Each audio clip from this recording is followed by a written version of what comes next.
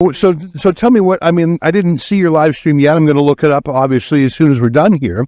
But, like, how were you dressed? What were you holding? Did you engage with police? Why would they arrest you? Because what I do on my channel is I criticize government policy. I expose. And were you touching any cops? Were you pushing any cops? No. I asked this, and it turns out it was the inspector. He came out of a McDonald's where they were after been chasing out some young kids. And I asked him, could he tell us what's going on? And with that, he started to warn me about my name and address. He wanted my name and address. He said he wanted me to leave the area. And I didn't. And on what basis? On what basis did he say that? A public order. It's a public order charge. They're calling it. But so I have two charges. He arrested me there, and I was trying to walk away. He wouldn't even allow me to walk away. So all you did was film. He knew you from an earlier incident. He told you to get out, and then he arrested you. Is that what happened? That's it, yeah. Were there others amongst the 15 people who were arrested who were in a similar boat as you? Any one of them that I've met were actually badly beaten up. Were you beaten? No, I didn't. I wasn't physically assaulted. Well, thank goodness for that. No, thank God. But and you have you were telling me in the car over you have a lawyer. What in the end were you charged with? You were charged with obstruction or not, or is it some sort of antisocial act? Failing to leave the area, public order, failing to leave the area after being instructed, and refusing to give my name and address. But they knew who you were anyway. They knew exactly who I was. Did he call you by name? Yeah, and they had my name on the sheet when I went into the police station. But this man definitely knows. He is also allegedly a diversity officer within his station, which is in inner city Dublin, which we now have. And in the Irish police force now, Ezra, we have something like 450 diversity officers in the country to check out people, who say mean words online, who disagree with government policy, who disagree with transgender ideology. That hit you, so you yourself were pepper sprayed? Yeah. So what I did was I was blocked off on multiple locations, so I had to walk past a line of Garda, and I seen someone in front of me get pepper sprayed for no reason whatsoever. And all I said was, what you did was wrong, and I was told to fuck off. Sorry, I didn't mean to course. I was told to fuck off and get lost, and I got sprayed as well by walking past. So in Canada, police have the power to use pepper spray or even firearms. But of course, they have to do so within certain rules, within the law. They can't be wild. They can't be indiscriminate. In Canada, if you were pepper sprayed for having done nothing, the police might be in trouble for assault themselves. Have you or any of the other people who were pepper sprayed considered your legal rights, or is this something you're going to write a letter to the Garda about, or are you just going to let it be? Well, you see, you could do that. It's the right course of action. But the Garda that are in riot gear and are covered up, they have no numbers, and no one would keep track exactly where they are. So you'd be looking for a needle in a haystack. So there's no way you can get these. So that's one of the reasons why probably a lot of them, like there was one video of a Garda dropping his riot shield and going straight towards a guy to get him down. He didn't resist, and then another Garda took out the baton and was beating the crap out of him. Like, so they can take advantage and liberties like that all they want because the number is hidden and their faces are hidden. So it's like I said, it's not good sights at all. Like to me, it feels like dark times that your people are killing each other over something that we feel we should have control of. Like we don't want this country to be flooded with thousands, hundreds of thousands of undocumented males. Like you keep saying women and children, it's not. We have the videos. Everybody has videos, thousands upon thousands of videos. Like it's lies upon lies upon lies, and people are waking up going like, there's something wrong. It's a sinister feeling the Irish people have, and that's what's causing people to show up. Is that thing at the back of their mind saying something is wrong. We're not being told what's happening. Why are they being planted here? Why do we have to pay for them? Why are we bringing the world here? Where this is a massive strain on our economy. Where the worst thing I feel, like, a lot of people talk about dentist appointments and hospitals are overflown. Yeah, the worst thing I see is actually the prisons are overflown.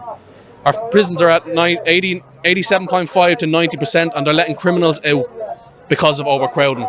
So criminals are going to prison and they're being let out. They're not being punished. That's an incentive for them to say, oh, I can actually commit this crime again. I can go back in and I'll be out in a week's time.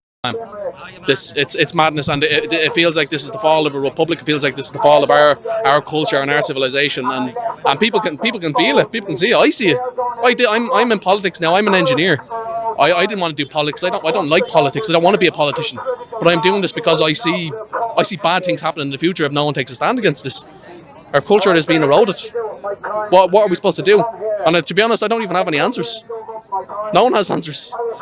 We don't know how to tackle it. Truly, we don't.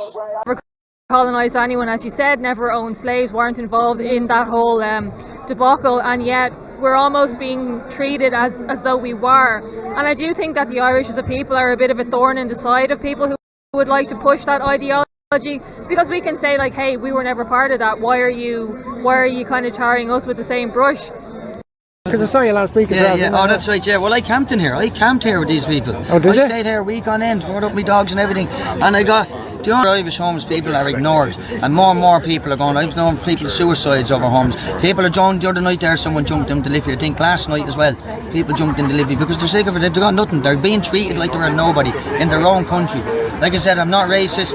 I love to see foreign people on. I've loads of Brazilian friends. I went to a Brazilian Christian church, became born again Christian, baptised by them in the river. 2 Brazilians baptised. There's a bit of my t-shirt. Look. Yeah, I know you wear the Jesus t-shirt. You have another one as well. We lift up only one name. Just have loads of different ones. I wear a different one every week. I'm a Christian, born again. Yeah, I'm saved by Christ, you know. Yeah. I'll tell you, because in the Bible, I've read. I actually know. It's actually our friend has it in our car there now. I wrote out the whole King James Bible. 4.5 years it took me to write that out, you know. Jesus. Yeah, it did. But like kind of saying like about these our own Irish homeless people, they're being totally ignored. The same in England. It's the same in England. It's everywhere now. They're being ignored, and they're pumping these people in that they know nothing about into these homes. This place here, they could put thousands, not just 500 or 1,000. You could easily 5,000 people in there. I've seen the drone going up above it. You could have 5,000 people in. Whenever they tell you they're going to put in 100 people or something, there's well more than that. There's 3 or 4 places. There's 2 now already in Carlow where I travelled up from. I moved to Carlow years ago. But there's 2 of them already down there. They said they were just women and children. I go past, there is women and children, one of them, but I'm going past the whole time. Then they said they were Ukrainian. They're not Ukrainian. These are dark skinned, which I've no problem with people with dark skin. Like None I of said, us Brazilians, I go out in the summer get a tan. You know what I mean? So no problem with that. I think it's a lovely colour actually, you know. Let me be very clear about this, because I'm sure the thing, but Rick, you're just showing people that have came into the country. A lot of people have been in Ireland for a very, very long time. Decades in some cases, and even the highly educated ones were doing stories about this, or have covered stories about this in the last few weeks. One chap in particular, super qualified, very well educated, that's how the mainstream described him as, but yet a member of the Black Axe gang, extorting money, conning money, scamming money, in one case from an Irish pensioner, as part of a larger ring. People have been here for decades. They don't work. When they commit crimes, they're in courts and they have no they need an interpreter, they need legal aid. What have they been doing here? They haven't been economically active. They're not better educated. They're not healthier in many cases, because what we hear about is the mental health card being played. So in terms of balance, this is what I'm trying to do here. In terms of balance, yes, some people legitimately coming into the country will have, on paper, better education than some people in Ireland, and be more economically active than some people in Ireland, because they've got jobs to come to that were set up before they even arrived, and they're being well looked after by their employer. But don't run headlines, RTE and Irish News, don't run headlines saying that studies have shown that Irish people are less well educated, less economically active and less healthy, but better off than foreign born migrants. At least since 2022, we've got to have a bit of balance here. We've got to look at everybody that's coming into the country and ask ourselves, are those people economically active? Are those people better educated than the average Irish person? There's no planes from Mogadishu to Dublin. There's no planes from Lagos to like they come from an intermediary country. We know they're coming through the UK as well. Right, and the UK, I've been there. It's not a war zone. There's no threat to anyone. These folks are shopping around. How can you deny it? If they're in France, if they're in the UK, and they choose to come to Ireland, listen, I just spent some time walking through these grounds. I would move here from Canada. It's so gorgeous. That's what I mean by shopping around. You could be a refugee claimant in France or in the UK, but why not come to the softest touch? Why not come for the suckers who will abide anything, put you up in a luxury 4-star hotel on a golf course, and let you bring 5 family members over. Once I'll go to a new home from county council. Okay, so does Ireland give you any money every month? Yeah, How much money do they give you? every month, every week. I'm married. I have 3 daughters, my children. I take same €500 in 1 week. €500 in 1 Every week the Ireland government gives you $500. Yeah. And you, where are you from? Sorry, I don't speak English. He coming with me. How many people came with you to Ireland? For me, 100%. How many family or friends? He's laughing. For me, 100%. 100%. He came with me. He doesn't speak English. Although he said I don't speak English, but he's learnt that I don't speak English. But he's here and he brought him, and they're laughing, having a laugh. It's funny. Came with you to Ireland? With me coming, no, 9. 9. 9. For someone that doesn't speak English, the guy on the right, he's understanding very, very well what his friend is saying. He understands him perfectly. In fact, he's giving him numbers and he's correcting him. So how's he doing that if he doesn't speak English? 9. 9 people came with you to here to Ireland? 9 families, but after me coming also maybe 30 families from Jordan, yeah, and Lebanese. Oh, 30 more families. How did you get here to Ireland? Did you come through Belfast from Northern Ireland? No. I come direct from Jordan. Direct from Jordan. A lot of people are piling in to the south from the north through Belfast. They're just moving on through because it ain't so good up north as it is down south. So that's why this chap and his buddies, they just came direct. They didn't have to go via Belfast. They didn't have to get to Britain first and get across the Irish Channel to Larne and then head down to Belfast and then get a bus or a taxi down to Dublin to the IPO. No, he came direct. Go here. How long do you plan to stay in Ireland? I want forever. Forever. I'm Irish now. But until it affects people, until people actually see what's happening and it affects their neighbourhood, they're not going to care about it because it doesn't affect them. But as soon as it does, it'll be too late. We won't have a vote.